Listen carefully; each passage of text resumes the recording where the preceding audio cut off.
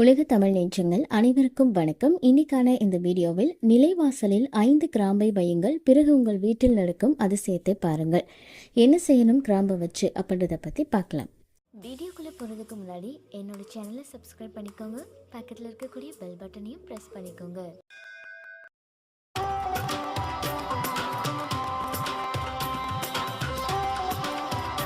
நிலைவாசல் அப்படின்றது ஒரு வீட்டுக்கு எந்த அளவுக்கு முக்கியம் அப்படின்றது நம்ம எல்லாருக்குமே தெரியும். அதனால தான் வீட்டில் நிலைவாசல் வழியாக நம்ம நிலைவாசல் பூஜை செய்கிறது அப்படின்ற நிலைவாசலுக்கு அதிகப்படியான முக்கியத்துவத்தை கொடுக்குறோம்.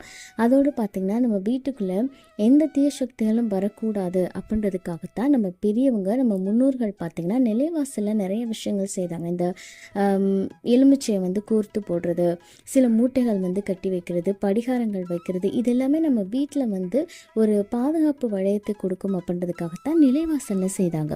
அதே மாதிரி பார்த்திங்கன்னா மகாலட்சுமிக்கு நம்ம வீட்டுக்கு வருவதற்கும் அவங்களுடைய அருள் நமக்கு பரிபூர்ணமாக கிடைக்கிறதுக்கும் இந்த ஒரு பரிகாரம் நமக்கு நிச்சயமாக உதவிகரமாக இருக்கும்.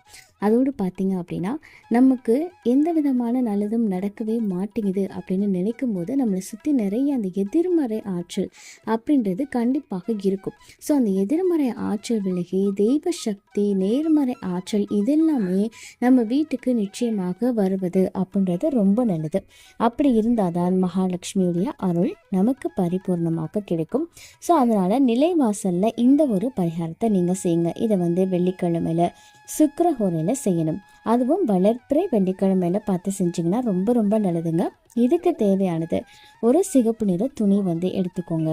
அதில் நீங்கள் என்ன பண்ணணும் அப்படின்னா, இந்த முனை உடையாத கிராம்பு அந்த மொட்டோடு இருக்க மாதிரி ஒரு 5 கிராம்பு எடுத்துக்கோங்க. இந்த கிராம்பு அப்படின்றது மகாலட்சுமிக்கு உரியது. 5 அப்படின்ற எண் குபேரருக்கு உரியது.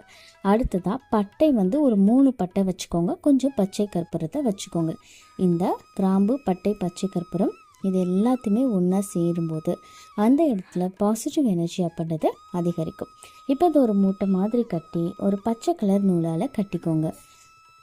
பச்சை அப்படின்றது குபேரனுக்கு உரியது, அதனால் அதை கட்டிக்கலாம். ஒரு வேளை கிடைக்கலன்னா மஞ்சள் நூல் கூட கட்டிக்கோங்க, ஏன்னா மஞ்சள்ன்றது குருக்குரியது.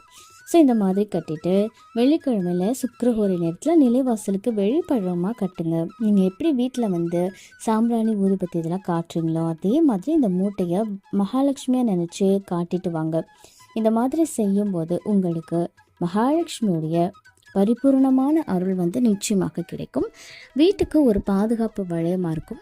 வீட்டுக்குள்ளே எந்த ஒரு எதிர்மறையாக இருந்தாலும் அதை உள்ளே நுழைய விடாமல் தடுக்கக்கூடிய சக்தி இதில் இருக்குது. அதோட நிலைவாசலில் நம்ம குலதெய்வம் இருக்காங்க, கிரகலட்சுமி இருக்காங்க.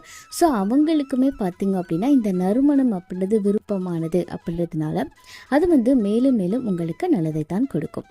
இதை 3 மாதத்துக்கு ஒரு தடவை நீங்கள் சேஞ்ச் பண்ணிக்கிட்டீங்க அப்படின்னாலே போதும்.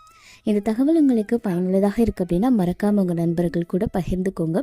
மேலும் இது போன்ற ஆன்மீக தகவல்களுக்கு என்னுடைய சேனலை நீங்கள் சப்ஸ்கிரைப் பண்ணிவிட்டு பக்கத்தில் இருக்கக்கூடிய பெல் ஐக்கானையும் ப்ரெஸ் பண்ணிக்கோங்க. நன்றி.